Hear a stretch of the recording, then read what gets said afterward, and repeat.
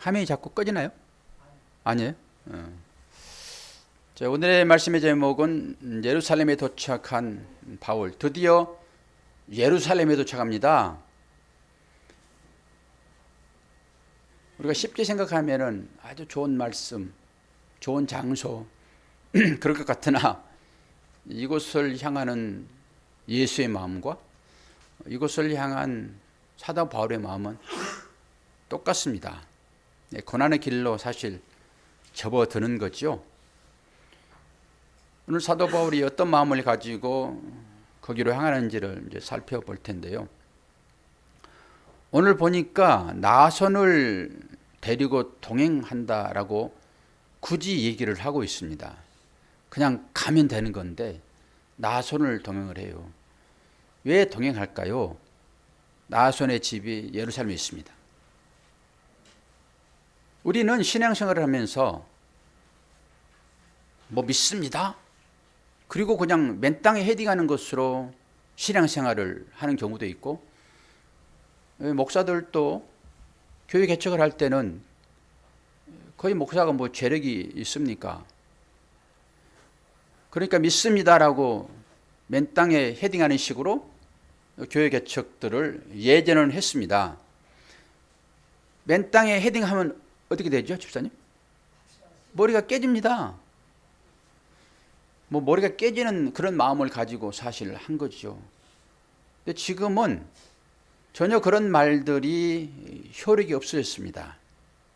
그래서 우리는 믿습니다 이렇게 말하면은, 그리고 누가 그 말에 조금 토를 달면서 부정적인 얘기를 하면은 믿고 나가야지 무슨 그런 소리를 해, 부정타게 이렇게 말할 수 있는데, 그게 온전한 믿음 같습니까? 그러지 않습니다. 우리가 일을 할 때는 분명하게 계획을 세워야 됩니다. 남들이 그냥 가니까 따라가고 이런 말도 있잖아요. 남들이 시장 가니까 양복 입고 지게지고 간다고. 잘 맞춰야 된 그런 얘기 아닙니까? 그리고 호기심에서 구경 삼아 따라가기도 하고, 그리고 또 하나의 마음은 억지로 가는 마음입니다. 누구 눈치 보면서. 여러분은 전혀 눈치 보면서 신앙생활을 하지 않을 수 있으나 어떤 위력에 의해서, 어떤 힘에 의해서 갈 수 있잖아요. 회장이 이제 신입사원에게 회장이 믿는 종교를 강요한다든지, 지금은 가당치 않는 일이겠으나 예전에는 그게 가능했습니다. 그래서 제가 그런 소리를 들었는데, 꼭 교회 가는 것이 도살장에 끌려가는 소와 같은 그런 마음이다라고. 절대 있어서는 안 될 일들이지만은 그러한 마음으로 신앙생활을 할 수 없다라고 하는 것이죠. 철저하게 우리의 믿음은 준비된 그런 마음을 가지고 신앙생활을 해야 된다라고 하는 것이죠. 그리고 사도 바울이 오늘 도착한 그 예루살렘은 사역했던 가이사랴에서 한 100km, 요즘은 구글 지도 띄우고 거리 측정하면 거리가 정확하게 나옵니다. 93.93km예요. 약 100km. 상당히 먼 거리잖아요. 그걸 지금 가고 있습니다. 도착 이제 한 것이죠. 그리고 거기서 누구를 만납니까? 야고보를 만납니다. 야고보는 예수님의 형제입니다. 야고보가 어떻게 살았습니까? 마지막에 죽습니다. 그리고 그 죽음 때문에 여러 가지 일들이 생겨나기도 하고요. 바울이 도착한 것이 예루살렘인데, 오늘 보니까 도착을 했더니 믿는 사람들이 몇만이라고 얘기합니까? 수만 명이라고 얘기합니다. 이게 예루살렘인 거예요. 사람이 많으면 그것이 힘이 되잖아요. 그 힘에 어떤 눌림이 있을 수 있습니다. 그래서 오늘 그 힘이 어떻게 사도 바울에게 작용하고 있는지가 오늘 나오는데요. 그것이 바로 21절입니다. 21절 말씀 띄웠으니까 말씀 띄워주세요. 내가 이방에 있는 모든 유대인을 가르치되 모세를 배반하고 아들들에게 할례를 행하지 말고 또 간습을 지키지 말라 한다 함을 그들이 들었도다. 누가 들었다고요? 수만 명의 유대인들이요. 유대인들은 전통을 중요시했습니다. 이게 율법인 것이잖아요. 모세부터 주어진 율법. 그런데 율법을 깨뜨리는 것이 이방 전도였잖아요. 그것 때문에 옥신각신하기도 하고 예루살렘에서 사람들이 찾아와 가지고 그럴 수 없다라고 얘기했지 않습니까? 그런 부분들, 그것 때문에 사도 바울이 다시 이제 예루살렘에 도착을 하니까 그들의 시선이 있는 거예요. 수만 명의 시선들이. 그러면서 어떻게 얘기했다고요? 사도 바울이 전한 그 얘기는 모세를 배반했다라고 하는 거예요. 모세 하면은 율법의 상징이잖아요. 모세가 가나안 땅에 못 들어가는 것이 단순히 그냥 하나님 말씀을 거역해서 괘씸죄 걸려가지고 가나안에 못 들어갔다. 이렇게 생각할 수 있잖아요. 근데 모세는 율법이라니까요. 율법 가지고는 천국에 이룰 수 없습니다. 그 얘기를 지금 하고 있는 거예요. 사도 바울이 그걸 깨는 것이잖아요. 율법을 깨는 것이 하나님의 나라 복음입니다. 예수는 그리스도라고요. 예수는 율법으로 오신 것을 여러분 아셔야 됩니다. 그 예수가 죽어야지만이 그리스도로 나온다니까요. 그 얘기를 하는 거예요. 예수는 그리스도라. 그리스도는 기름 부은 자라고 말씀했습니다. 제사장이고 그 제사장 하는 일은 뭡니까? 제물로 죽어지는 거잖아요. 그래서 거듭남이 있는 자만 그리스도로 나옵니다. 성령으로 인하지 않고서는 예수를 주라라고 할 수 없는데 그런 얘기 있잖아요. 거듭남을 얘기한 거예요. 지금 예수를 그리스도로 보지 않고 그냥 예수 믿으면은 아직도 율법에 갇혀있는 자란 말이에요. 지금 모세가 그걸 범했다라고 하는 거예요. 모세를 배반했다라고 하잖아요. 그리고 할례 문제, 우리가 충분하게 이런 부분을 논의했습니다. 다 양보하나 할례는 양보하지 않았잖아요, 그들이. 근데 사도 바울은 할례를 뭐라고 했습니까? 그 마음의 할례를 얘기하는 거라고 말씀드렸잖아요. 근데 마음의 할례는 우리가 볼 수 없으니까 그 방법으로 보이는 걸 줬단 말이에요. 세례도 마찬가지고요. 그런 의미인 것이죠. 그리고 또 뭐요? 간습을 지키지 말라. 이게 전통인 것이죠. 저나 여러분이 신앙생활을 하면서 나름대로의 어떤 틀을 가지고 있습니다. 우리 모두는 그 틀 안에서 신앙생활 하거든요. 아무리 복음을 전해도 틀을 가지고 있으면 그 틀을 부수려고 하지 않습니다. 제가 대화를 해보면 알거든요. 절대 안 부숩니다. 그걸 부셔야지만이 복음이 나오고 얘기를 받아들일 수 있는데 내가 구축해놓은 그 틀이 얼마나 중요한지 이게 나인 거예요. 나의 신앙의 형태인 것이고 이걸 여러분 깨뜨려야 됩니다. 이 깨뜨리지 않으면 복음이 나오지도 않고요. 받아들이지 않습니다. 이걸 뭐라고 합니까? 굳은 마음이라고 얘기해요. 굳은 마음. 이게 얼음 되어버리는 것이죠. 이걸 깨뜨려야 한단 말이죠. 그런데 이걸 지금 간섭에 얘기하고 있고 이것을 지키지 말라. 당연히 그렇게 말하죠. 사도 바울이 말한 것은 21절이 모세를 배반해라. 율법을 지키면 안 된다. 그리고 할례를 행하지 말아라. 그런데 사도 바울은 할례를 받은 사람이 받지 않는 사람이에요. 받았고 할례를 행했고 왜 할례를 행했고 할례를 또 행하지 않았는지 디모데는 할례를 했고 또 디도는 할례를 하지 않았고 똑같은 제자잖아요. 디모데를 할례한 이유는 디모데는 어머니가 누구예요? 유닉이에요. 유대인이에요. 유대인. 유대인의 전통 관습대로 한단 말이에요. 그러니까 디도는 이방 사람이에요. 이방 사람. 이방 사람은 할례할 필요가 없죠. 지금 그것 때문에 싸우고 있다라고 하는 거예요. 제가 사도행전을 하면서 충분히 설명을 했는데 여러분이 제 얘기를 듣고서는 이해를 하셔야 됩니다. 이 부분을. 그렇지 않으면 항상 율법에 갇혀 있다니까요. 율법에서 저는 여러분들을 자유케 하는 거예요. 자유케. 근데 자유가 방종이 되면 안 되는 거예요. 그걸 제가 염려하는 것입니다. 그래서 가이드라인을 조금씩 설정해 놓는 거예요. 방종으로 나갈 수 있으니까. 사도 바울이 모든 것들을 다 자유롭게 할 수 있다니까요. 우상에게 바친 고기, 떡 다 먹을 수 있어요. 사도 바울은. 그럼에도 불구하고 그걸 먹음으로 인해 가지고 형제가 실족할 것 같으면은 내가 그걸 하지 않겠다라고 하는 것이 자유란 말입니다. 모든 걸 다 할 수 있는 것이 아니라. 그래서 자기를 제한시킨단 말이에요. 이걸 제가 걱정하는 거예요. 다 풀어놨다가도 가끔 제가 율법적인 설교를 하잖아요. 제가 나름대로 정리한 부분이 그런 것입니다. 은혜 안에 들어오게 되면은 사람이 무기력해지는 거예요. 아무것도 하지 않아도 되는 것이니까.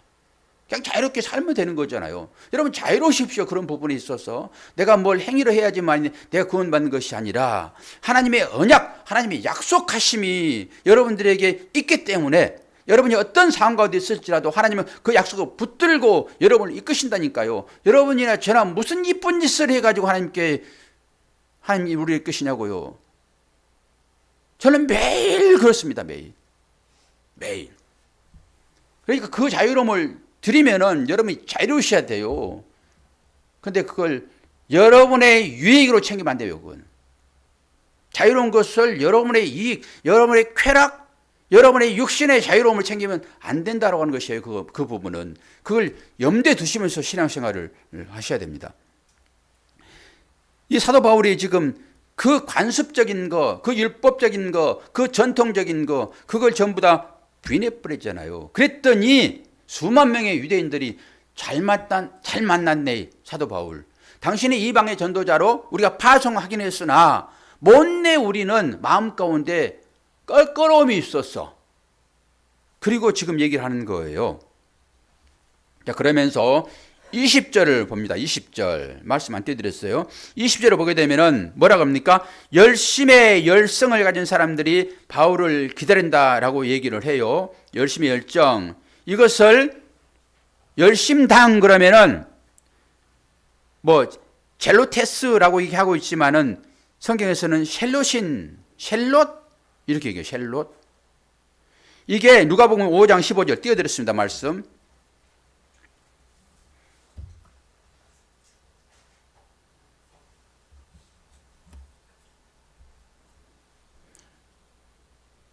아주 눈이 나빠져가지고요.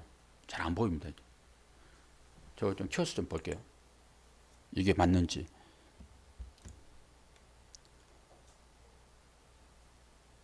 사도행전 말씀. 이건 넘어가면 되겠습니다.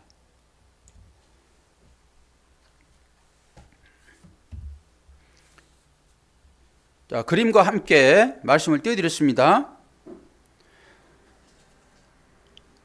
마테와 도마와 알페의 아들 야고보와 셀롯이라는 시몬과 이 시몬이 이 셀롯 땅이라고요. 그런데 이것을 시카리라고 해요. 시카리우스 이렇게 얘기를 해요. 우리 이걸 외울 때 시칼. 사도 바울이 칼을 품고 다녔습니다. 그래서 얼른 이해하도록 시칼이라고 하는 거니까 시칼을 품고 다녔구나. 그래야지 시험 볼 때 답을 쓰잖아요. 이렇게 좀 엉뚱하게 외우십시오. 이 사람들은 시카리우스, 시카리라고 얘기했단 말이에요. 이게 뭐예요? 칼을 갖고 있는 사람들을 지칭하는 거예요. 왜 칼을 갖고 있을까요? 뭘 써야 되죠. 칼을 괜히 품고 다니나요? 그 당시에는 로마의 압제 가운데 있었잖아요. 이 열심당이 이 사람들이 기다렸단 말이죠. 사도 바울을 지금. 이 열심당원들이 칼을 품고 다니는 사람들이에요. 이 사람들은 자객 역할을 해서 자객. 그러니까 로마의 관원들을 이 사람들이 죽였다니까요. 그런 사람들이, 무서운 사람들이 이 사람들을 열심당이라고 얘기를 해요. 그런데 교회에서도 열심히 있는 분들이 분명히 있잖아요. 여러분들이 시칼되면 안 돼요. 이 칼을 품고 다니는 사람들이. 그러니까 자기가 옳다라고 생각한 그것이 반대되는 사람을 언제든지 비난하고 책망하고 자기의 어떤 틀을 정해놓고 여기에 들어오지 않으면 다 잘라내버리는 거예요. 시카리들이. 이게 암살이에요. 암살. 이 사람들이. 그 사람들이 로마에 의해서 AD 70년에 성전이 파괴됩니다. 그리고 이 사람들이 저항을 끝까지 했던 장소가 저기예요, 저기. 저게 마사다거든, 마사다. 저기에서 몇 명이 있었냐? 960명이 저기 갔습니다. 이 사람들이 열심당이에요. 오늘 나오는 열심당원들이요. 그 베드로가 열심당원이고요. 또 한 사람이 열심당원, 또 하나 있습니다. 제자 중에 한 사람이 누구일까요? 유다요. 수없이 말했어요. 수없이. 그게 특별하게 하는 거예요. 사람들이 그렇게. 열심히 있기 때문에. 열심히 있는 사람들이 잘못도 하지만 좋은 일도 많이 합니다. 베드로 같은 사람은 수제자 아닙니까? 나쁜 쪽으로 열심히 이제 있어서 유다가. 그런 사람들이 뭔가 일을 한다니까요. 수제자가 되기로 하지만은 예수님 팔기도 하고요. 좌로나 우로나 치우치지 말라라고 하니까 여러분 중심에 서가지고 아무것도 하지 않으면 안 돼요. 차든지 덥든지 해야 돼. 또 말씀은 이렇게 늘 상충되게 우리한테 말씀하신단 말이에요. 아무것도 하지 않으면 안 돼요, 여러분. 차든지 뜨겁든지 해야 되는 거예요. 그럼 뭐예요? 그 당시에 문화적 배경을 또 설명을 해야 되는 거죠. 그 부분은. 오늘 그 핵심 주제가 아니니까 넘어갑니다. 여기에서 이게 유네스코 문화유산으로 등재됐습니다. 찾아봤더니 이게 해발요 정상은 600m예요. 아무나 여기로 올라갈 수 있는 줄 아십니까? 못 올라갑니다. 이 열심당원들이 이 베드로, 시몬 이런 사람들이 여기 가 있다니까요. 지금 마지막에 73년에 여기를 점령을 해가지고 전쟁이 끝났는데 유대인과 로마 사람들 전쟁이 끝이에요. 이게. 그래서 이 사람들이 싸우다 이제 우리가 이제 끝나겠다. 이게 토대를 쌓아가지고 흙을 쌓아가지고 이걸 점령을 했거든요. 올라갈 수 없어요. 600명이 있기 때문에. 결국 이제 그 토대가 쌓아지니까 이제 전쟁이 끝났다 그래가지고 사람들이 다 자결해 죽었습니다. 이 10명을 골라가지고 사람을 다 죽였습니다. 그리고 나머지 한 명이 10명을 또 죽이고요. 이런 방법으로. 그런데 노인 한 명과 어린아이들 6명이 살아가지고 이걸 증언을 했습니다. 이게 역사적인 거예요. 우리가 하나님을 믿는 그 예수는 역사적인 인물이세요. 이 모든 것들이 역사적인 것입니다. 이 역사적인 배경이 뭔지를 우리가 잘 알아야지만이 이 말씀도 깊이 있게 우리한테 들어오죠. 사도 바울이 열심히 여기 있다라고 하는 것을 여러분 보셔야 되고요. 그러면서 또 하나의 사건이 있는데 그 나시린의 정결 예식을 취합니다. 지난번에 갱거리에서 한번 사도 바울이 머리를 깎았죠. 또 오늘 또 사도 바울도 어떤 서원을 한 것 같아요. 언제 서원했냐 이런 얘기는 나오지 않습니다. 그런데 갔더니 거기도 소원하는 사람이 있었잖아요. 그런데 소원하게 되면은 제물을 드려야 돼요. 마지막에는 정결 예식을 해야 되거든요. 그런데 그게 없으니까 비용을 거출할 수 없으니까 사도 바울에게 함께 지금 비용을 대서 이 소원 이제 끝나는 거잖아요. 소원도 기간이 있어요. 뭐 열흘, 한 달, 뭐 1년 이런 소원이 있단 말이에요. 우리가 새벽 시간에 이 사사기를 통해 가지고 나시린에 대한 얘기를 우리 다 했잖아요. 이 설교는 다 연결되어 있습니다. 그래서 그쪽에서 여러분이 잘 들었으면은 오늘 이 소원한 이 사실 이거 쉽게 우리는 볼 수 있습니다. 자, 나시린 살펴보겠습니다. 사사기 13장 5절. 보라, 내가 임신하여 아들을 낳으리니 그의 머리에 삭도를 대지 말라. 이 아이는 태에서 나옴으로부터 하나님께 바쳐진 나신이 됨이라. 그가 블레셋 사람의 손에서 이스라엘을 구원하기 시작하리라 하시니. 나시린은 책무가 뭡니까? 구원자로서의 사명을 받은 자를 나시린이라고 얘기해요. 나시린. 이 민수기에도 또 나타나고 있거든요. 민수기 6장 5절을 봅니다. 그 소원을 하고 구별하는 모든 날 동안은 삭도를 도무지 그 머리에 대지 말 것이며 자기 몸을 구별하여 여호와께 드리는 날이 차기까지 그는 거룩한즉 그 머리털을 길게 자라게 할 것이며, 그리고 정결 예식이 이제 끝나면은, 그러니까 서원의 기간이 끝나면은 정결 예식을 하게 되어 있습니다. 그냥 무조건 머리 기르는 게 아니에요. 정결 예식을 하는 장면을 민수기 6장에서 다시 한번 보는데요. 13절과 15절. 나실인의 범은 이러하니라. 자기 몸을 구별한 날이 차면 그 사람은 해망문으로 데리고 갈 것이요, 그는 여호와께 예물을 드리되 번제물로 1년 된 흠없는 수양 하나와 속죄 제물로 1년 된 흠없는 어린 암양 하나와 화목제물로 흠없는 수양 하나와 무교병 한 광주리와 고운 가루에 기름 섞은 과자들과 기름 바른 무교병들과 그 소제물과 전제물을 드릴 것이요. 이게 나실인 구별된 자가 서원이 끝나면 해야 할 일입니다. 그 뭐예요? 머리를 잘랐으면은 그 머리를 하나님께 드리는 그런 행위인 거예요, 이게. 그러니까 자기의 모든 것을 하나님께 드린다라고 하는 것이죠. 그런데 예루살렘에 있는 유대인들은 아직 이방인과 함께 지낸다는 것이 율법을 범하는 것으로 여겼단 말이에요. 지난번에도 그랬죠. 베드로가 그 이방인들과 함께 식사할 때 자연스럽게 식사 자리에 동참해서 그들과 교제했잖아요. 식탁은 아무나 하지 않아요. 식탁은 내가 믿을 만한 사람, 내가 꼭 이와 함께 마음을 나눌 사람과 식탁하는 거예요. 그런데 이 시대가 꼭 그렇습니까? 상대를 이용하여 나의 유익을 챙기는 것으로 마음도 나누지 않는 상황에서 식사 자리를 할 수가 있습니다. 식탁에는 옛날에는 뭐 외부에서 밥을 사 먹고 그런 건 없었을 거잖아요. 식사한다고 그러면은 내가 그 집을 가든지 그 사람이 우리 집으로 오든지 하는 거잖아요. 그게 식탁인 거예요. 그래서 다윗이 요나단의 아들을 자기 식탁으로 함께 앉아서 식사하는 것은 그의 그 권위를 복권시키는 그런 행위라니까요. 그 자체가. 아무나 여러분 식사합니까? 하지 않지. 김사님은 아무나 식사하죠? 그건 영업상 나의 유익을 위해 하는 거잖아요.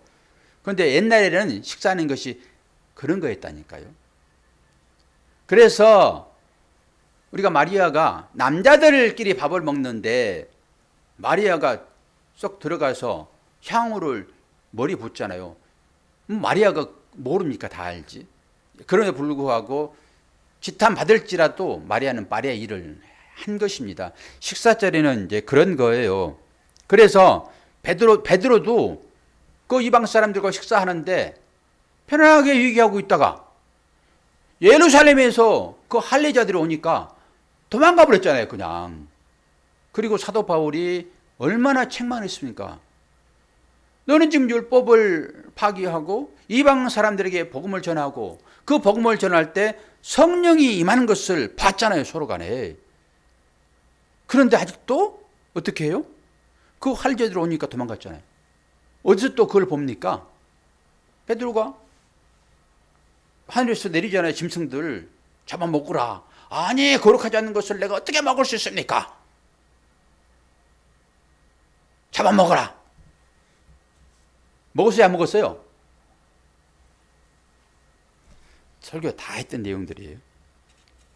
그런데 그들이 지금 사도 바울에게 와가지고 그 얘기를 지금 하고 있는 거지요.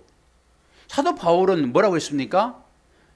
진리로 나온 사람이라니까요.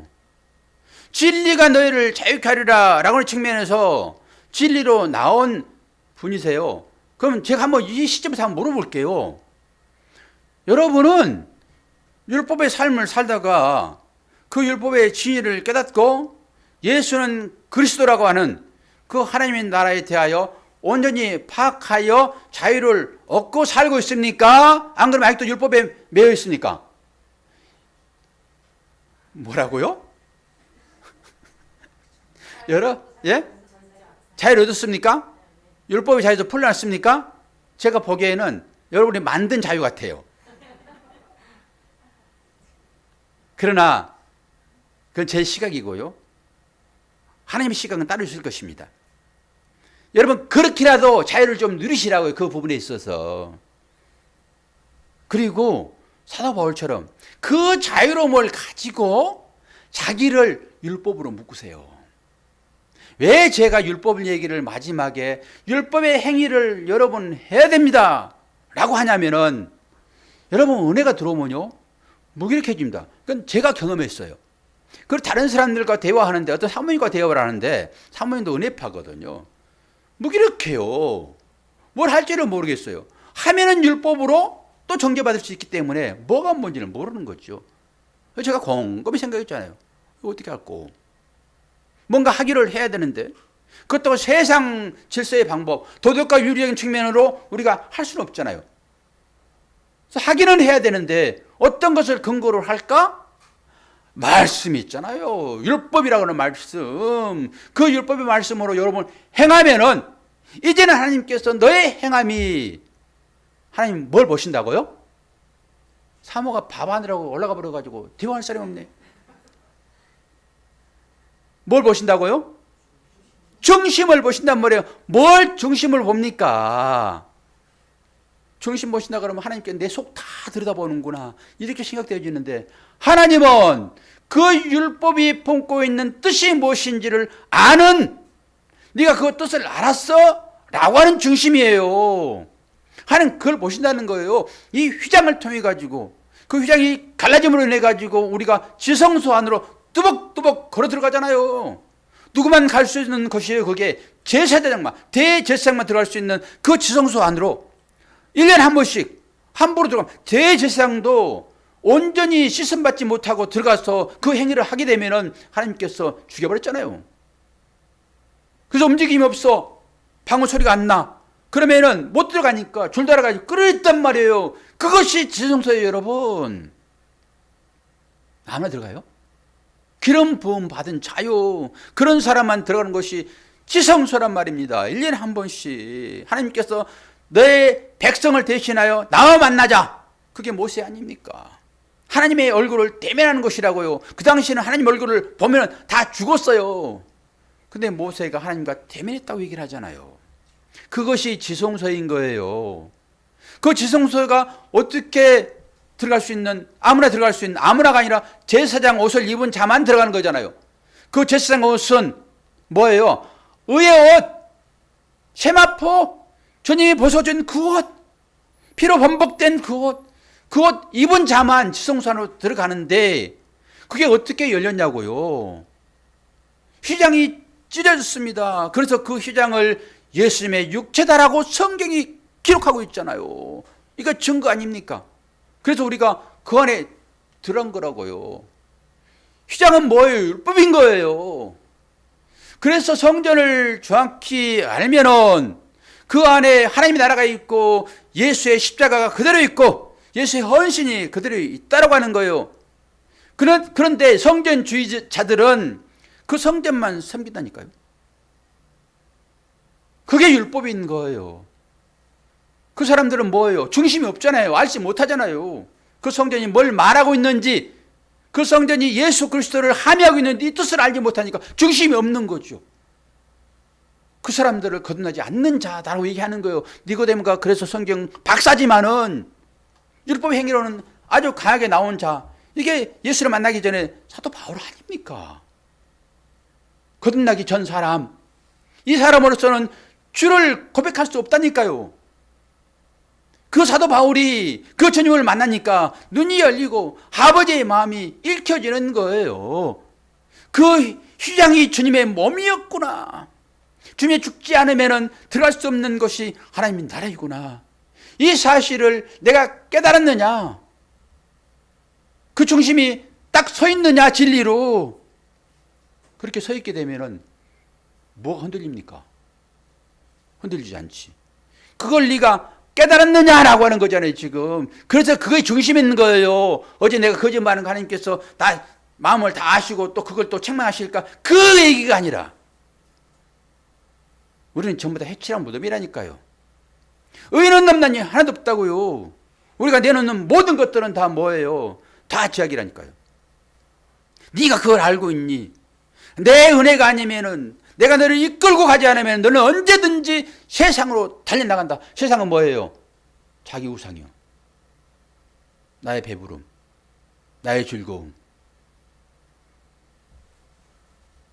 제가 자유를 누리려고 맥주를 한 잔, 이번에 제가 여행 갔다 왔어요. 우리 고향 산소에. 하도 목말라가지고 맥주 한 잔을 먹었더니 꿈속에서 사투를 벌였어요. 그냥 뱀들하고 창을 가지고 내가 뱀들을 여기를 찌르면 뱀이 나오고 여기를 찌르면 뱀이 나오고 막 우르르.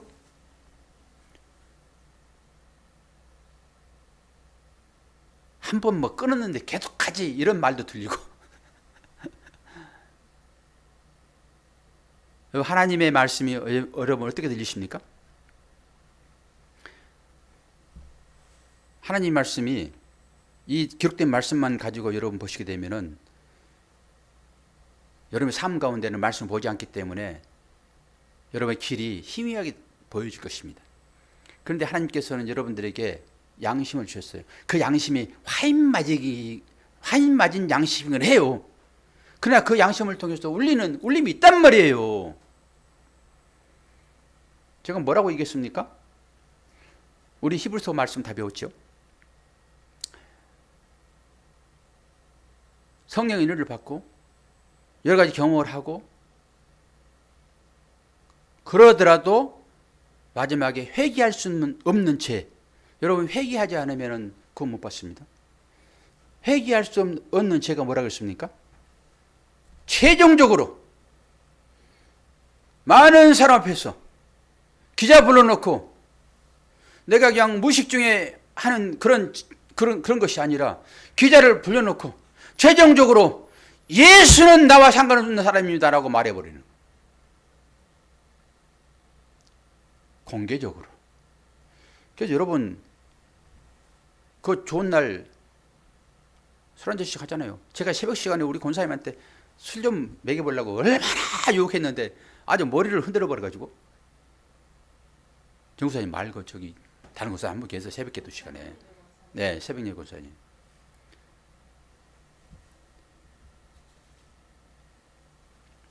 이 공개적인 것. 나지사님 가끔 맥주 한 잔씩 하세요? 술 못해요? 한 잔 해보세요. 권사님 술 먹이려고 내가 얼마나 했는데 고개를 살려서 들어가지고. 안 드신 분들은 드시지 마시고, 드신 분들은 꼭 드시고 싶으시면 제가 어떻게 드시라고 그랬어요? 이불 속에서. 이불 속에서. 그리고 한번 드셔보시면 기분이 얼마나 좋은지. 그래서 성령의 취함을 뭐에 비교했어요? 술 취하지. 나집사님은 성령의 취함이 뭔지도 몰라요. 술 한 잔을 먹어봐야지 그 술 취하는 기분이 어떤 것인지를 아는데, 저하고 꼭 어디 가까이 몰래 한번 해요. 이은희 집사님은 어이, 내가 목사님 잘못 만났구나. 내 남편을 유혹하는 저 사탄이 앞에 있구나. 사도 바울이 그 모든 자유로움에서 풀어난 거라고요. 율법은 술 먹으면 죽습니다. 수 없는 구절을 내가 다 뽑아놨어요. 그래 그걸로 여러분 꼭꼭 묶을 수 있습니다. 그런데도 불구하고 사도 바울은 그 부분에서 100% 자유로움이에요. 그래서 부드러운 말로 디모데에게 너 힘들지 아프지 포도 조금씩 먹어라 그러면서 약으로 써. 딱 그렇게 해놓은 거예요. 그냥. 그러니까 그런 말 듣고 아이고 그 약으로 먹는데 뭐 어떠냐. 진짜 웃긴 거예요. 그런 부분들이. 사도 바울은 다 할 수 있어요. 그럼에도 불구하고 나 때문에, 내가 하는 그 행위 때문에 다른 사람이 실족하게 되면은 나는 먹지 않을 거야. 실족한다고요.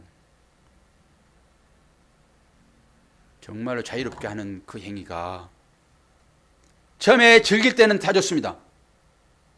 다 좋아요, 여러분. 너도 그랬니? 나는 몰래 그랬는데 아이고 이제 좀 통했구나. 좋습니다. 그런데 정작 어떤 사안이 발생하게 되면은 여러분 그것이 그 사람을 무너지게 합니다. 그래서 목사는 정말로 조심스러운 거예요. 제가 말을 하고 있지만은 여러분 술 한 잔씩 하세요! 라고 하면서 아이고 유집사님 가서 술 한잔 합시다. 한 잔 먹을 때는 좋아요.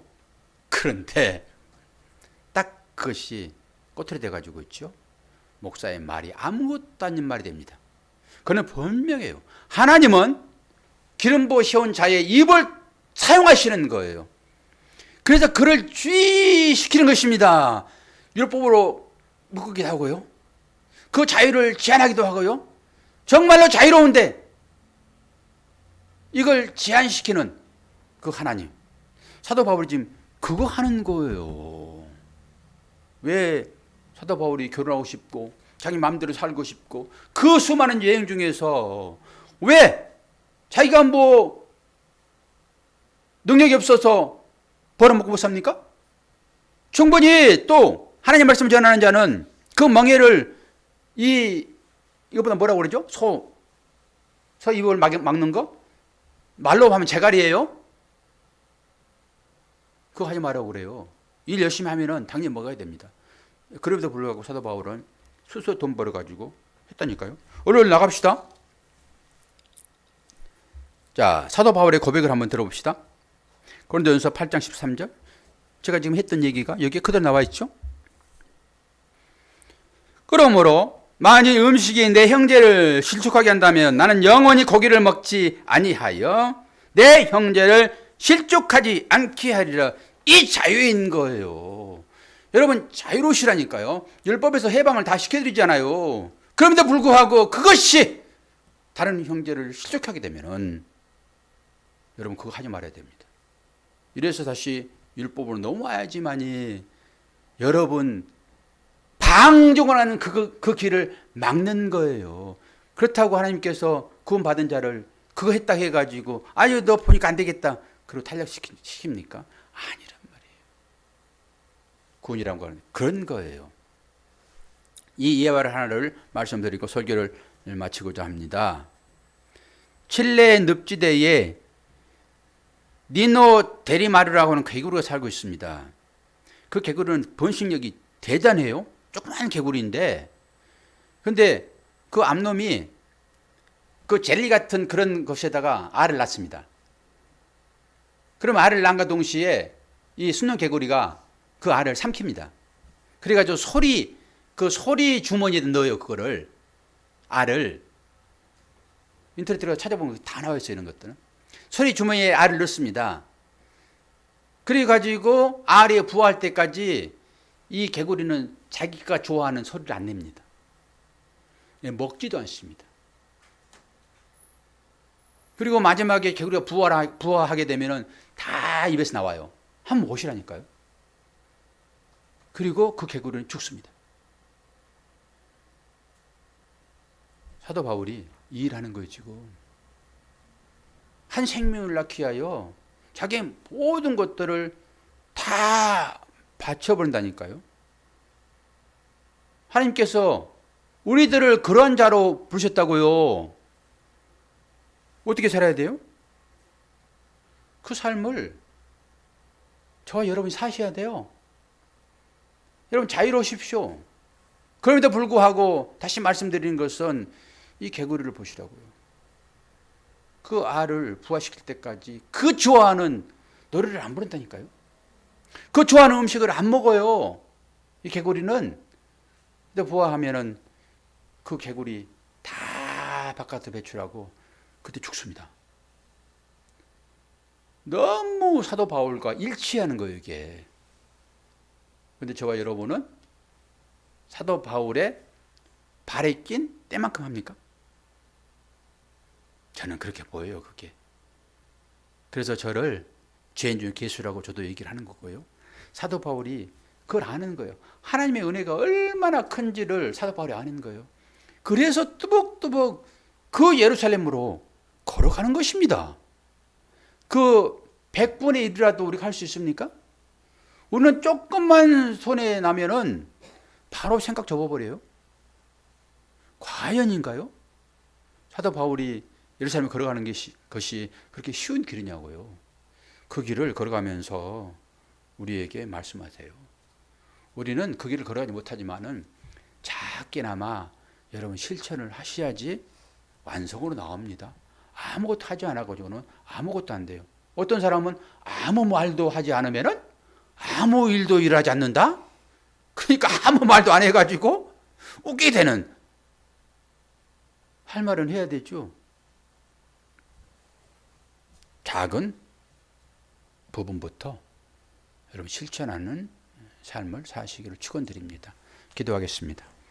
아버지 하나님, 사도 바울의 삶이 글로 적어 있어 실감을 하지 못하지만은 사도 바울은 자기 생명을 내걸고 이 길을 걸어갑니다.